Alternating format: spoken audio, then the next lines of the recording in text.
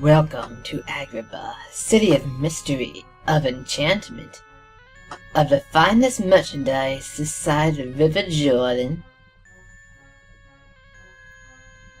I can see that you're only interested in the exceptionally rare. I think, then, you would be most rewarded to be considered this! Like so many things, it is not what is outside, but what is inside that counts. This lamp once changed the course of a young man's life.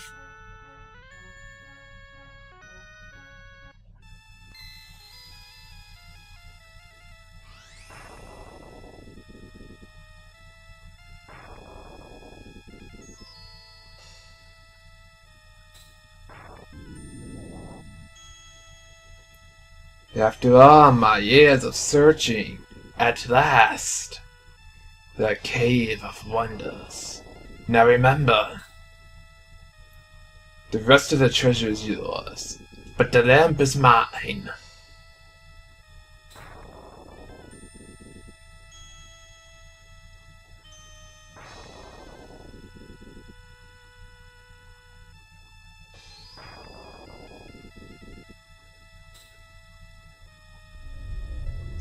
Who disturbs my slumber? It is I, Gazim, a humble thief. Know this, only one may enter here. One whose worth lies deep within. The diamond in the rough. So, only one may enter. I must find this one. This diamond in the rough.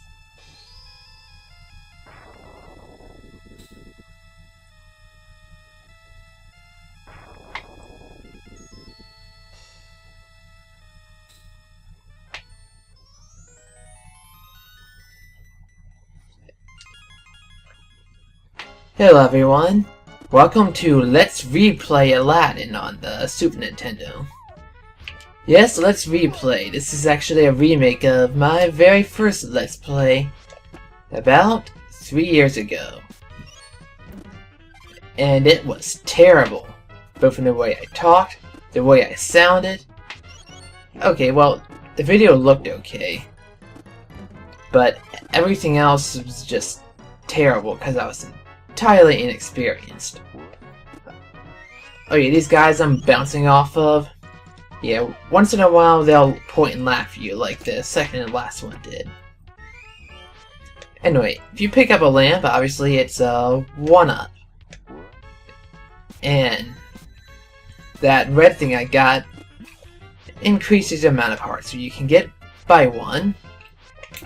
And you notice that we're getting different colors of rubies.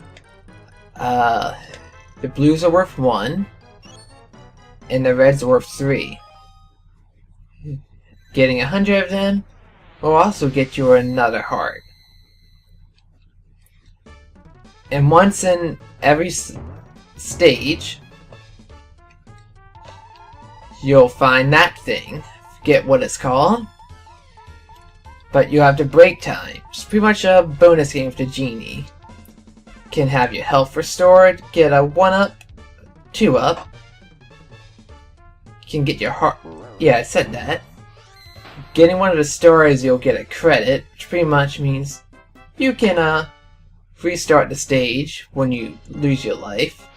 All of them. That basically continues. Which, not long after this game was out, would become pretty outdated. Now, if you press the A button, you can you can throw an apple, which for some enemies will stun, and for weaker ones, like those things in the, I don't know, pots I think they are, well, just take them out. And that thing, it's always been an argument between my brother and sister whether it's a turkey or a chicken. But if you take it, it will fully restore your health. Oh, and don't worry about what Abu does. He does nothing to the gameplay. He's just there because, well, he's his buddy in the movie. And these arrows are more dangerous than they seem. Ooh. Okay, I'm taking more damage than I thought I would. Alright, there we go. Gotcha. He won't be bothering us anymore. And just like the start of the movie, we're starting out on the streets of Agrabah. But this goes by quickly. The Axel rubies right here. See if you can see the palace here. Now the point of the red rubies, other than to be worth more, is that if you get a certain amount of them, I don't know the exact amount. No, I guess I could, because what I've read and what I've achieved doing them don't match up, because I've gotten less than what I've read will do something. However, the rest of them, and I've still gotten it. Alright. Oh yeah, when you pick up the sheet, you can float down with it. But pretty much the first part of this, I'm just going to be telling how the game plays. And I can play through it pretty quickly, because much like Mega Man X, I know exactly what I'm doing. And I'm highly proficient in it. Plus it's a 16-bit platformer, so it's got a good balance between mechanics and actual difficulty, without making you want to throw your controller through your TV. Oh, I didn't even know the guy was just throwing the apple randomly. No. I think I'm being too reckless and moving quickly, so I should slow it down a bit. Yeah, don't ever worry about running out of apples though. There are plenty in the game. And here's the first boss. And Abu's up there just like, fight, fight, get him. And he's really easy to beat. Just wait for him to do a slash and then attack him. You can always do that to hit him quickly. Now if you want, you can hide behind the barrel and he'll never hit you. You know, that sound used to kind of scare me as a kid when he would die for some reason. Anyway, it's Princess Jasmine.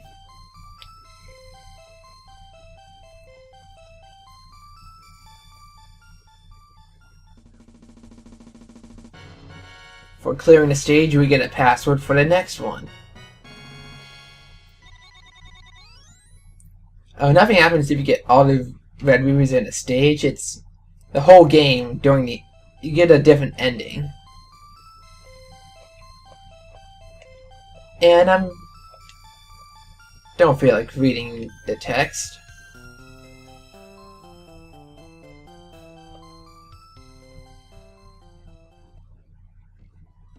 Mainly because I can't think of a good voice to narrate it, like I did the intro. But I think I'll think of something the next time. Yeah, he is infatuated.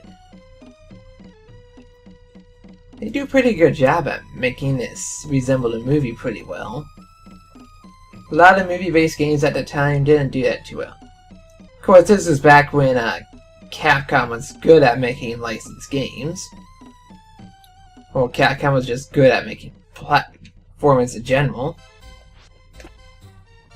They've fallen off their graces lately, but I won't get into that. If you throw an apple, you can make these things fall, or you can just try to grab them. And now we're at the Cave of Wonders that we saw in the beginning. Or the cutscene, or whatever it's called. Yeah, I played this a lot growing up. Though originally there was one section of the game could not get across for the longest time. Don't even know how it's done for the first time, but after I did, I just kept the password written down and Ow. Yeah, that one red ruby on here is pretty hard to get that jump right. Luckily these things you can bounce off because I can get this one. Yeah, this is one of the first movies I saw. Wait, I think it was. I know one of the first movies I went to see was The Lion King, but I wasn't talking about movies. Though Aladdin is my favorite Disney movie. But this is one of the first games I played after I've owned my Super Nintendo back in the day. And here's another one of these. But it's not every stage. Well, I mean, first part of a stage that you'll find the bonus. Sometimes it'll be in the second or third. But this one only has 2. Credit, I'm not going to be using that. But the game likes to make a big deal of it. Oh, I forgot to mention, if you hit the genie head, you actually get another heart container. Well, just another heart. This ain't Zelda. Now, I've been wanting to try out that one game that's on Steam now, Evoland. I might do that over this summer. Alright, you just grab the thing to make this come up, and then you get on a log to write it down. Yeah. Game doesn't really pick up in what it can throw at you until the next stage. That's where it gets intense. And to not get hit by this, just duck down. And just like the last one, just pull the string, then crouch. Now I'm impatient, so I'm just gonna jump through. Here's a red jewel, guarded by a monkey. Don't touch it. Or whatever that thing is. Anyway, whoa, that was close. Almost fell into my doom. Oh yeah, see, we got another heart from getting 100 rubies. And here's another one. Here, what is that? We're at 6 here. It caps off at 10. After that, you don't get anything.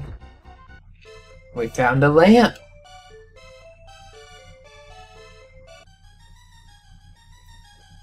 Boo! No!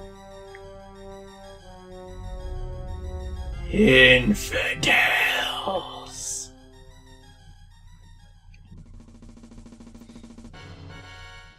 Well, that ended pretty dramatically. Yeah, see, we missed just a one. And my, this looks so chaotic. And we're gonna get the hell out real fast.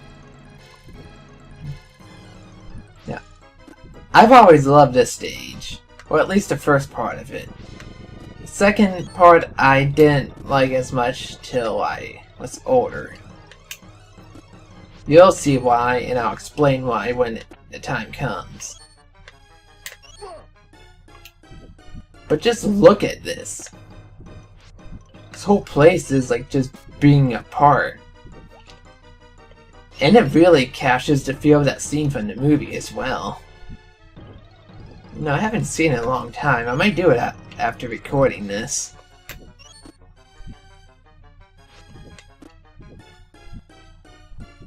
Looking back on it, it's pretty impressive that they did this early into the Super Nintendo. And I barely dodged that thing. Yeah, sometimes you would get slowed down in this spot just because there's so much happening at once. Like, both your foreground and background have multiple moving layers. The stage itself is auto-scrolling, and I can't catch this thing. I'm still missing it. Oh well, it don't count against you if you miss it. You could either bounce off this thing or be put up by that fireball coming up. Whew! Ow. Yeah, you get one free hit by hitting the lava, but if you jump in it again before, well, hitting something solid, you will die. Luckily, I got a whole bunch of extra lives without losing any. Oh, that was always cool. Though, I should have jumped better. At this point, we're safe.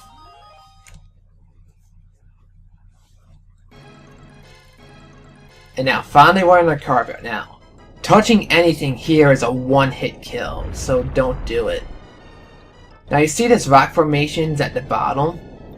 To me, I never noticed those. They always look like a part of the background to me. But no, they're interactable. You touch it, you die. Hit one of those falling rocks, you die. So you hit the bottom, you die, and you hit the ceiling, you die. You hit the lava, you definitely die. Now watch out for these rocks here. And this is the part that was already got me stuck as a kid. Okay, you're safe now unless you're an idiot and crash into the wall.